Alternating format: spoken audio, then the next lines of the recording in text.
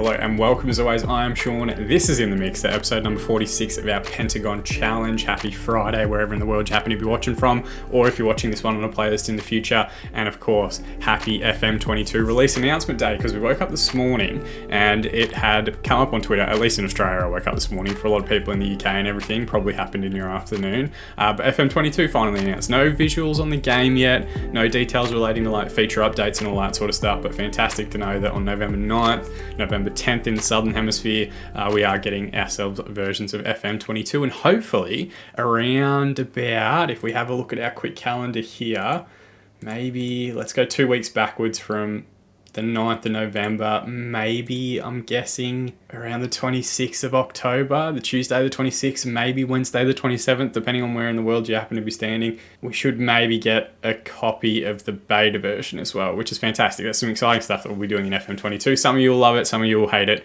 We will see how those announcements go over the next few weeks. I'm also just realising here that my head kind of looks like it's coming off because I'm wearing a green shirt in front of a green screen. So we'll do this button up here. And potentially, we'll go a little bit Headless Horseman throughout the course of this episode and this evening. But before we get stuck in too much, we're going to jump in. We're going to see how we've gone in the league itself. And we're going to see and continue our Copa Libertadores triumph with River Plate. So let's jump straight in.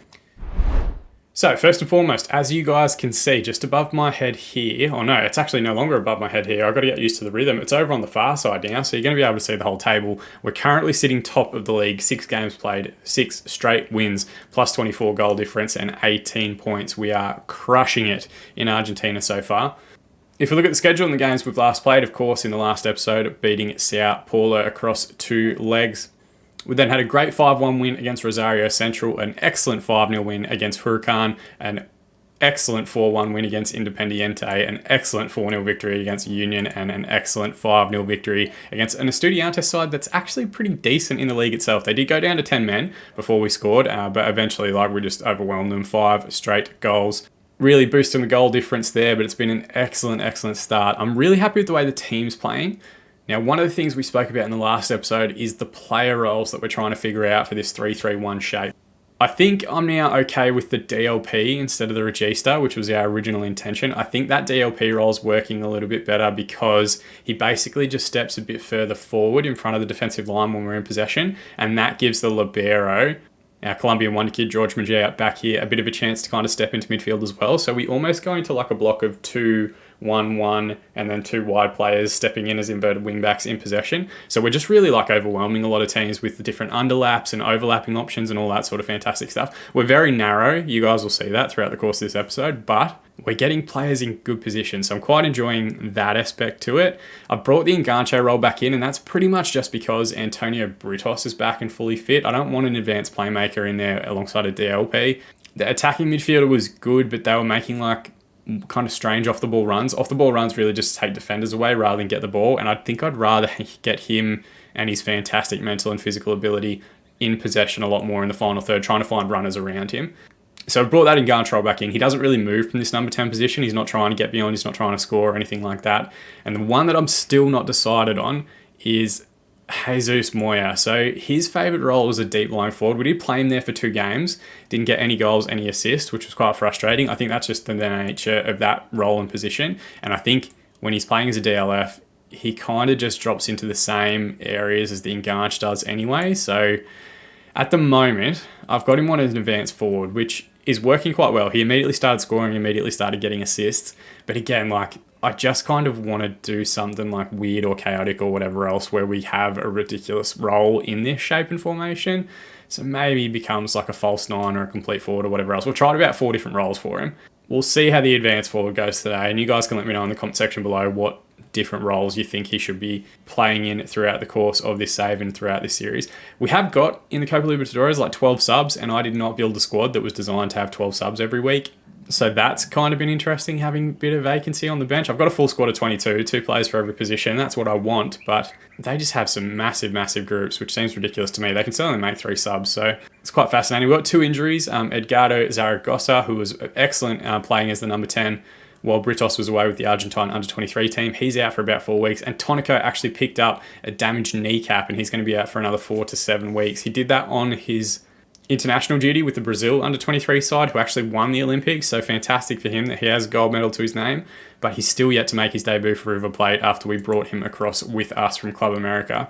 Hopefully, by the time we get back for the next episode, if we get through, we'll have a little bit more detail relating to him. But Atletico Mineiro are the opposition for today. Of course, one of the Brazilian sides doing okay in the Brazil national division. Flamengo are the best side in Brazil. They have been for quite a few seasons, but Atletico not doing too badly. They're down in 4th spot, 3 points ahead of Sao Paulo, who we beat comfortably, I thought, in the last episode. I'm hopeful we can get beyond them here. You can see they've got a few decent players, a couple of Brazilian internationals in there here, a couple of guys with very, very high values. This guy here, transfer listed by request, Gustavo, for 1.97 billion. That's billion with a B because we're in Argentine pesos. They've got a few wonder kids in there that don't seem to be playing all that much. They've got a few high value prospects and everything as well. Some decent potential in the first team. Even if you go into like their youth squads and whatever else, they've got a bunch of 15-year-olds that are just really high value. This Ronaldo kid, already worth 6.5 million pesos, and he's only 15. He's actually got some pretty good traits as well for a 15-year-old. So I expect them to be good. I don't think there'll be an improvement on Sao Paulo. I think it'll be basically like a similar level. But they've definitely got the capacity to beat us if we're not at our best. Home legs up first, so we're going to go with their attacking instruction. We're going to go with Suarez in goal, Garavano, Mejia, and Medina as a back three. 2 Argentine defenders there in Medina and Garavano. Mejia, a wonder kid central defender. Mateus Lanka midfield for us as that DLP. Caro, who I don't think you guys have seen yet. He was away with the Argentine national side last episode. Comes back to River from Pumas. He spent a couple of years playing against us in Mexico when we were over there. He's going to be excellent. Not fully comfortable in the role, but he's got all the traits to do it really, really well. You can see here, double figures for pretty much everything. His physical stats are fantastic. Fairly strong on his right foot as well, so he's going to be able to offer that shooting opportunity if we get it when he cuts back inside. Excited to see him grow into the position. Alvarez, who was excellent. Of course, Tonico out, so Acosta will play on the left wing. We are going to give George Oriol a bit of a rest. He's back in full fitness in one day, so he might start the second leg. He would start on the right wing, but Alvarez can come in and do a fantastic job for us there.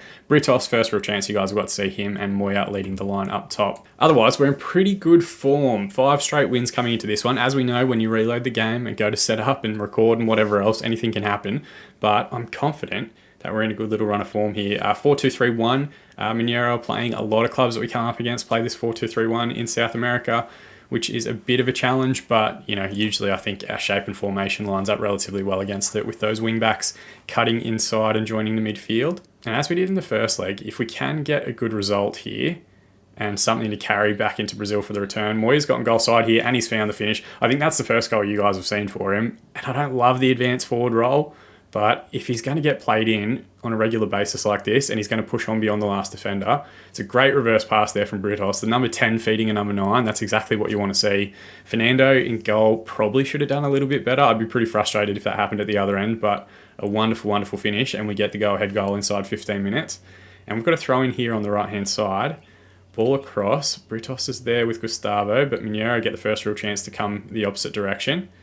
Marluccio closed down well, has to go all the way back to the defence. Here they come forward for the first time. They've gotten goal side down the left, and thankfully the drive isn't quite equal to it. Wasn't much of an angle, but he hooked it way too far. There's a few big other ties as well. We'll have a look at those in a second, but Acosta's just won the ball back here in midfield. Good strike from distance as well. Fernando, the keeper that time, a little bit better to it. Boca are playing, I think that's Palmeiras, who've just taken a lead away from home. San Lorenzo playing Flamengo.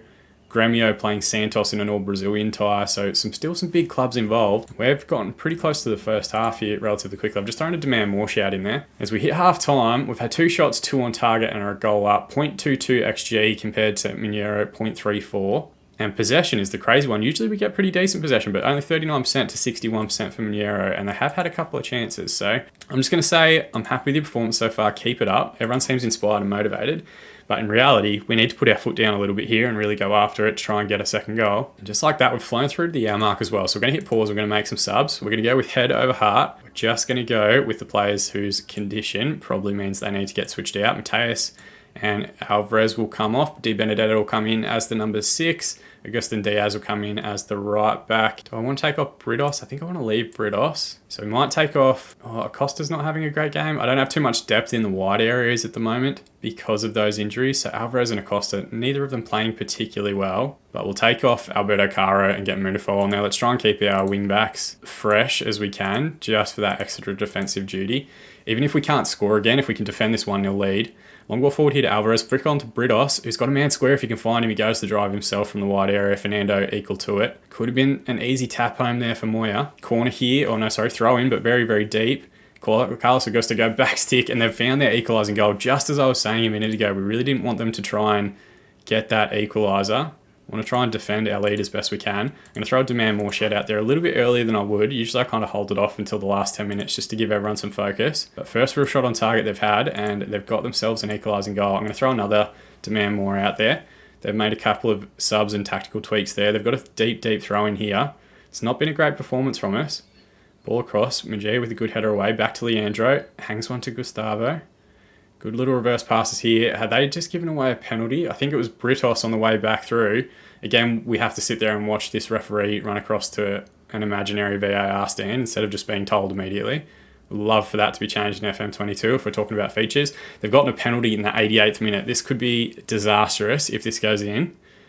And the return leg could be set up for a bit of drama. It was straight down the middle. I feel like Suarez could have done better there, but Gustavo gets the go-ahead goal for them.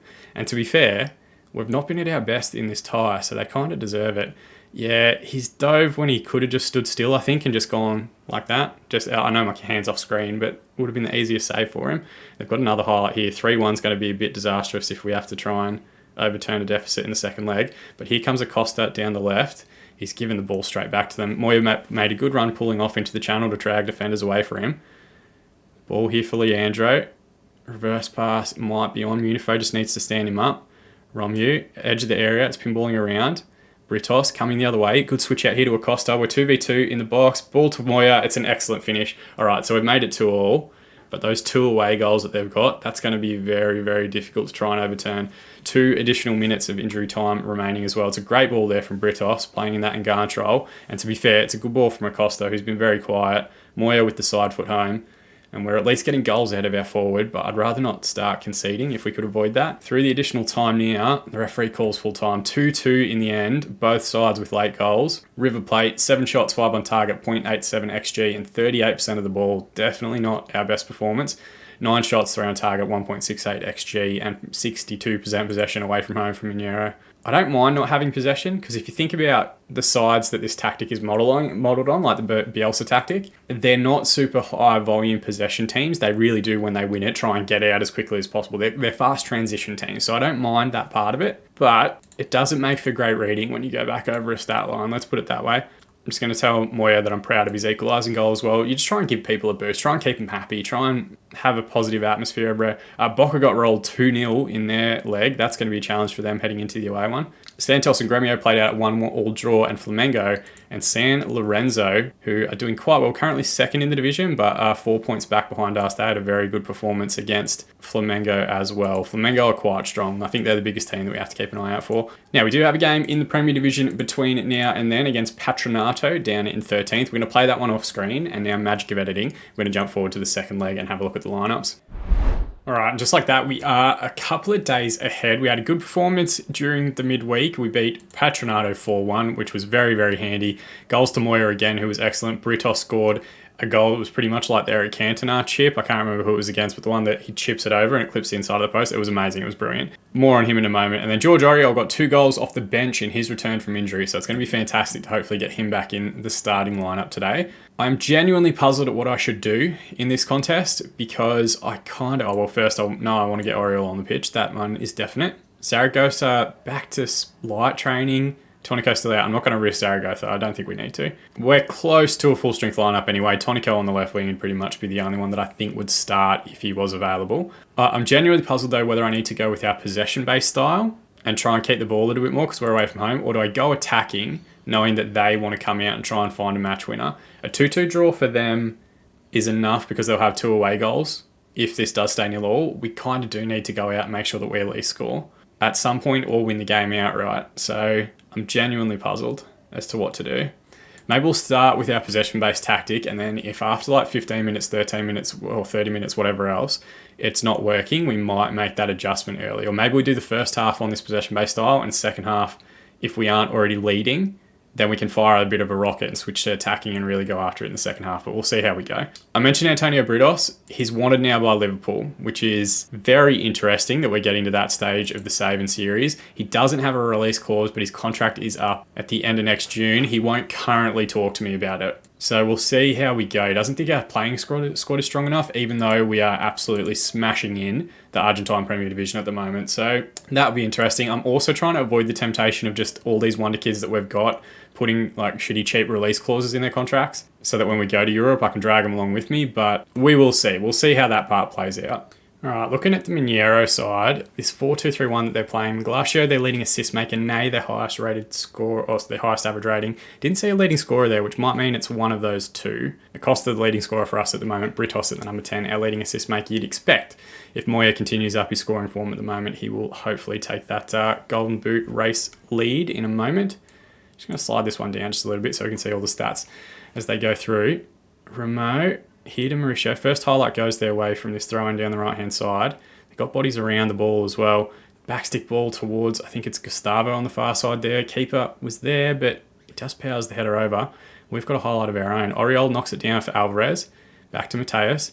Got a ton of bodies around possession here. Moya, Alvarez switch out now to Acosta. What can he do? Wide right area. Finds Moya near post. That's exactly what we needed. We need an early goal to force them to come out a little bit.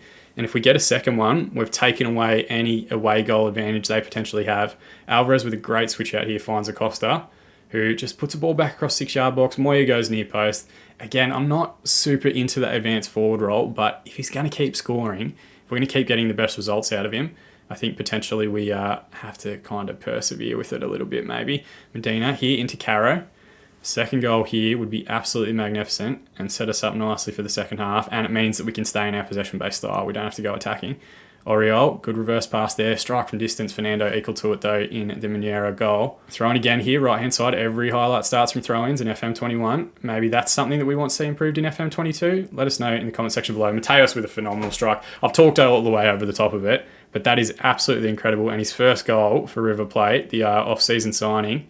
Originally, we brought him in to be a regista. He's now playing as that DLP, and if he's got long shooting distance and ability like this, we've made the right decision. Fernando maybe could have done a little bit better. It did bounce before it went into the back of the goal, but I will absolutely take it. 2 goals to the good inside the first half here, and we've taken away the away goal advantage. Not just a 2-0 lead on the day, even if they relish and come back, we will have more away goals than them, or the same amount at least. I'm going to hit demand more with about 10 minutes remaining in the half, just to hopefully get everyone some focus through to half-time. Couple of unhappy faces out there. You can see in this shape and formation, it tells you how everybody's looking, but 2-0 up at halftime, absolutely perfect. I'm going to say I'm very happy with the way things are going, lads. Keep it up. Again, I just want to keep all of these smiling, happy faces up in the right direction. And it's now all on Mineiro to come out and attack us a little bit more. So that's going to hopefully, in turn, create space in behind for us to counter-attack against. Acosta's got an injury. This is a bit of a challenge because I don't have a left winger. Could Britos do a job out there? Okay, Alberto Caro can play as an inside forward, so maybe we'll go with that, and then Munifo will come on at left inverted wing back. Highlight here, we'll let this one play out, and then we might make our 2 remaining subs. Alvarez finds Britos, wide right area. Cut back to Oriol. He does lose possession, but Britos puts it back across, and Caro with his first chance there. Maybe if we had had Acosta on the pitch, we would have found a better finish, but very much a defender's effort, straight into the defender in front of him. We're going to hit pause, and we're going to make these changes, all right?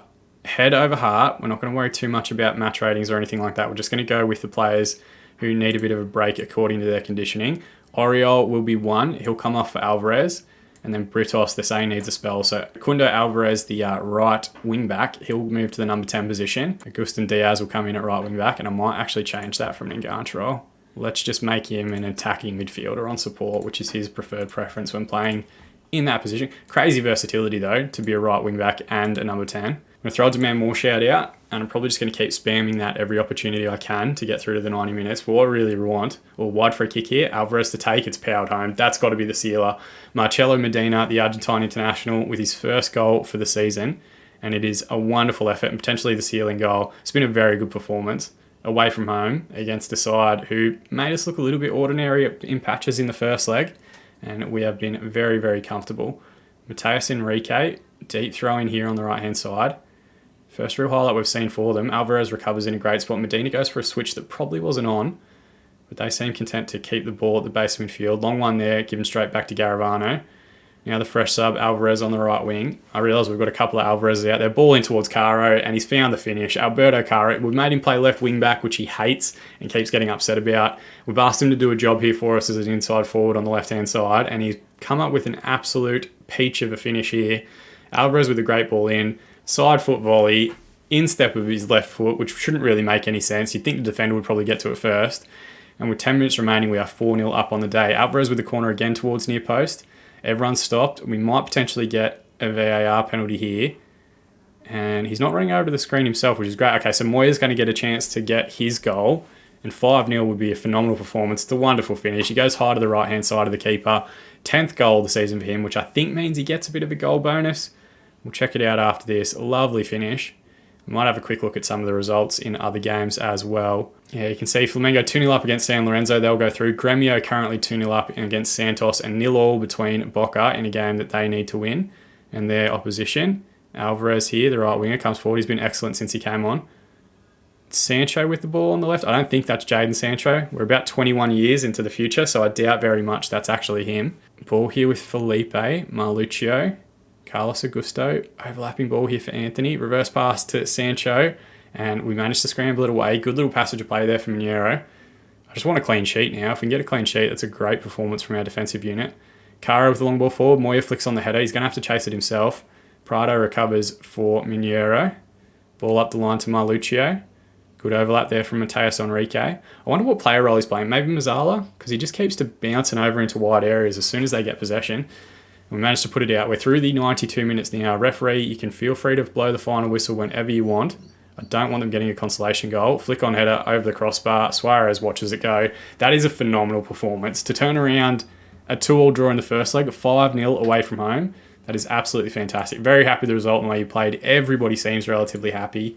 Hopefully a couple of the guys that are upset, hopefully someone like Britos who won't sign a new contract, maybe that's the sort of result that allows him to start speaking to us again. Winning the Copa Libertadores final, fantastic stuff from the team there. 5-0. We get 115 million pesos, which is brilliant. Acosta's going to be out for 6 to 8 weeks, so we're a little bit short on that left-hand side. And we get Palmeiras in the next leg, so again, another Brazilian and Argentine tie. What is the other semi-final taking place? All Brazilian in that one. It's going to be Gremio playing against Flamengo. Flamengo loom large to me as being the biggest club potentially in the region. Mateus and Caro need a rest. That's going to happen as these games stack up relatively quickly. When do those matches take place? That's what I'm curious about. Oh, there's a huge gap between those two. First leg takes place in September. The second leg doesn't actually take place until November. I wonder why that's spaced out like that. That's so strange. So we might be in for a bit of a marathon recording session. Maybe I'll try and get that episode out on Sunday or something like that when I've got time to go through and record for like an hour and a half or 2 hour period. That might be something that comes your way. You guys have been very patient waiting for these episodes to resume, so maybe I'll try and get you an extra one this week. We'll see how we go. But huge Copa Libertadores semi-final tie to come. As always, guys, thank you so much for watching. That is the part that I appreciate the most with this series. The support we've gotten, the comments, the likes on videos, all that sort of stuff has been absolutely incredible, and I really appreciate it. Exciting news, again, the FM22 is coming out. Let me know what saves you guys are going to be doing, what features you want to see, all that sort of fantastic stuff in the comment section below, or over on Twitter. It is me responding to every one of your comments as well. And of course, if you want to help celebrate, you can drop a like on this video. It helps us get higher in YouTube search results when people look for Football Manager content, or alternatively, subscribe to the channel to be kept up to date on the next episode and all of our future episodes and all of our FM22 content if and when it happens. But more than anything, thank you so much for watching. That's the part I appreciate the most. I've been Sean, and I'll see you all again in the mixer.